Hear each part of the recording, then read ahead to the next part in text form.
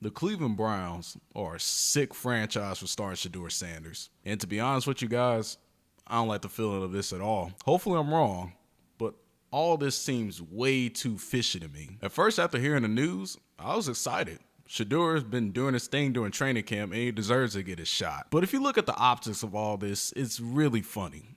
Did you guys know that out of all the quarterbacks in the QB room, Shedeur is still the most likely to get cut? Think about it. They just signed Tyler Huntley, who is still a pretty good backup quarterback. They traded a 5th-round pick to get Kenny Pickett, so they can't get rid of him. They're keeping Joe Flacco because of experience, and they wasted a 2nd-round pick on Dylan Gabriel, so they have no choice but to keep him.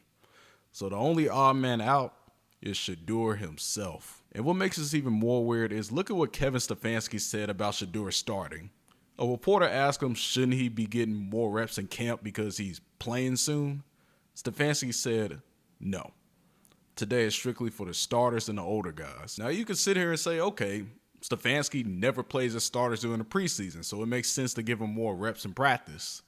But if you look at the reps Shedeur has been getting during camp as of recently, it kind of makes you raise an eyebrow. Because while the quarterbacks that are supposedly injured getting the exact same reps, if not more than Shedeur. And considering what the owner Jimmy Haslam said about Shedeur being a GM pick and not his, it just seems like Friday is just a day to use him for viewership. Clearly, this is about to be the most watched game in Browns history, if not the most watched preseason game in NFL history. Cleveland is already parading him on social media like he was a top pick, and after his draft selection, his jersey was top 3 in sales. The front office isn't stupid.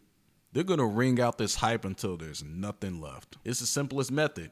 Give his audience false hope that he's going to play, so that way you can run up the ticket sales and their eyes will be stuck into the TV screen. It's a win-win, except if you're Shedeur himself, because once he gets released, Cleveland could easily say, well, we gave him a chance. It's no coincidence that his name has popped up in the CFL draft pool. It's not far-fetched to say that calls were being made saying that he might make an early Cleveland exit. So don't be surprised if this game is just tape for him to get traded, because believe me, this was politics from the very start since this draft slide.